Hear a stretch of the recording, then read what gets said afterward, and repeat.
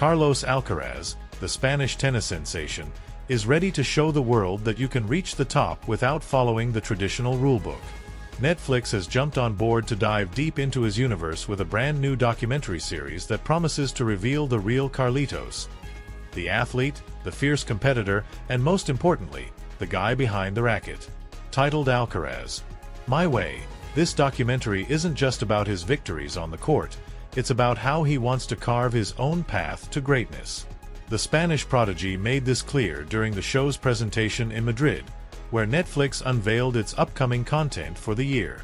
With cameras tracking him throughout the intense 2024 season, this series offers a behind-the-scenes look at his life, training, and tournaments. But most importantly, it peels back the layers to show Alcaraz beyond the bright lights and roaring crowds, his personal moments, friendships, and family life. We're talking about a guy who doesn't just eat, sleep, and breathe tennis. He still finds time to mess around with his brother Alvaro, joke around with his friends, and live like any other 21-year-old. That's exactly what worries his coach, Juan Carlos Ferrero. The legendary mentor fears that balancing a normal young adult life with the relentless pursuit of becoming the greatest tennis player ever is, well, a little freaking impossible. The cameras started rolling back in March, capturing Alcaraz's journey from training sessions to major tournaments, even tagging along to his exhibition match with Rafael Nadal in Las Vegas, a showdown that had the tennis world buzzing. And let's be honest, who wouldn't want a front-row seat to see two Spanish gladiators going head-to-head in Sin City? Netflix's director of non-fiction content for Spain and Portugal, Álvaro Diaz, hyped up the series, stating that the world already knows about Alcaraz's insane talent, but this documentary is about much more. It's a rare chance to follow him through a crucial season and see the man behind the champion. Meanwhile, back on the court, the Spanish Davis Cup team is about to dive into its first round of the competition, without their golden boy. Spain, which had previously bypassed this early phase thanks to direct qualifications, now has to face Switzerland on the road without their biggest star.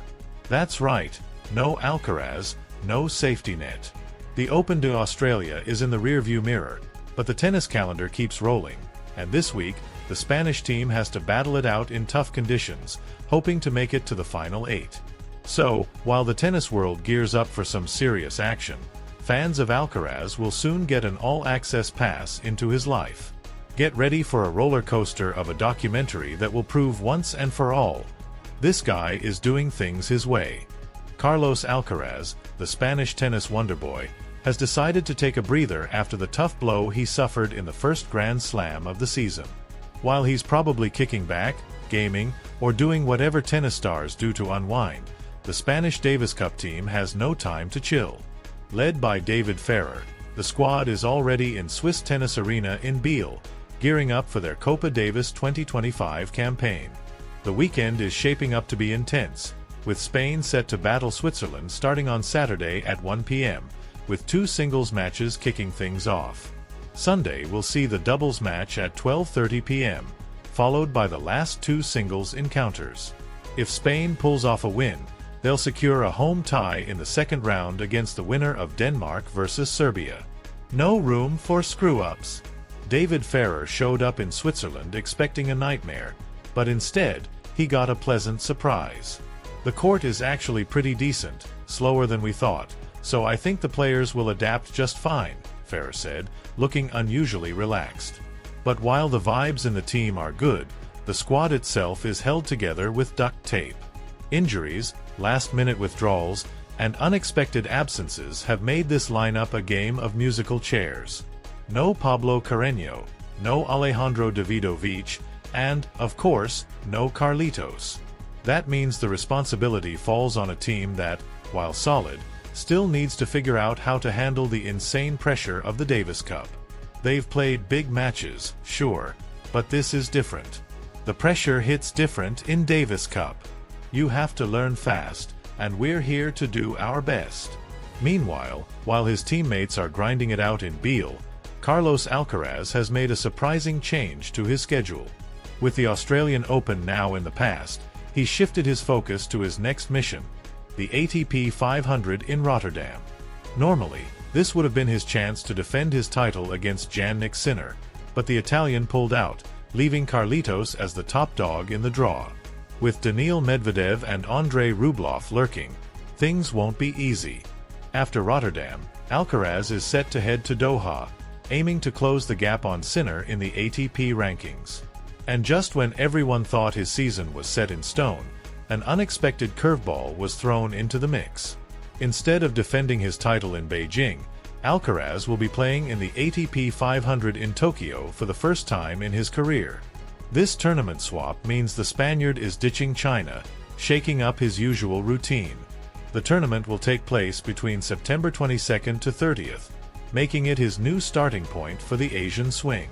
Fans in Beijing were hoping for his return, especially since it was where he handed Sinner his last hard-court defeat, but Tokyo has now taken priority. Things haven't been easy for Alcaraz lately. He went into the first Grand Slam of the year with 2 clear goals, but reality hit hard.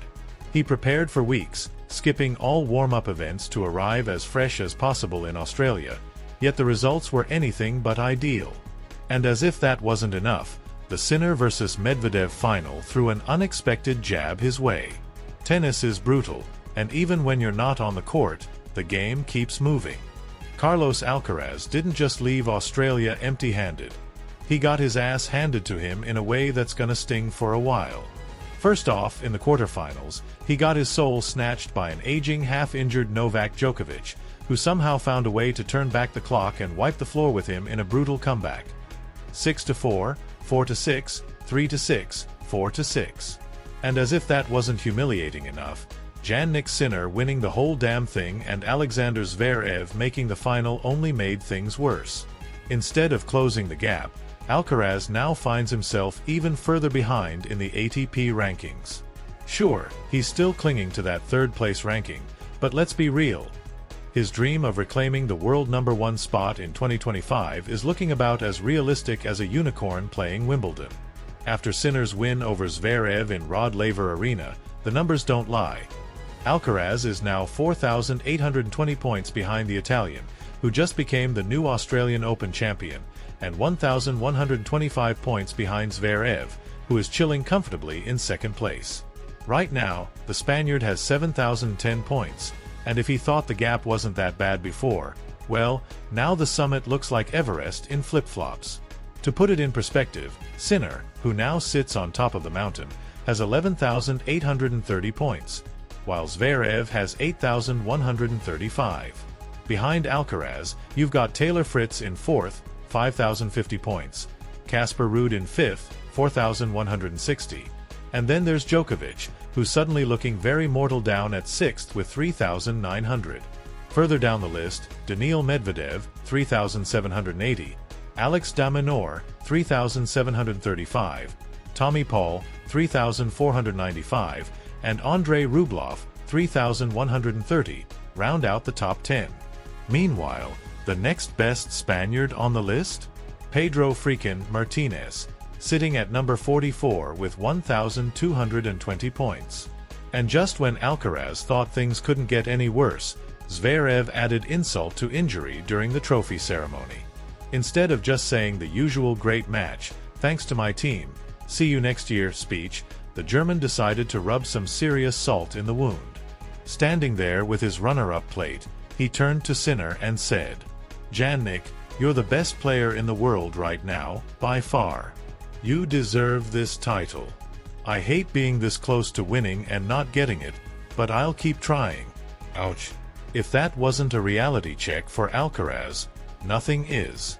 Not only did he crash out in the same round as last year, in the exact same stadium, but now his biggest rivals are pulling away, and his comeback plan is officially in shambles. If you're still here and love all this tennis drama, don't forget to subscribe and leave a like, because here at Tennis Extra, we bring you deep analysis, exclusive interviews, and the most intense coverage of everything happening in the world of tennis. Join our community, stay on top of all the big tournaments, and let's experience this roller coaster of a season together. We promise to keep delivering fresh, high-quality content about players, strategies, and all the latest tennis chaos. Because, let's be honest, this sport never stops delivering wild moments.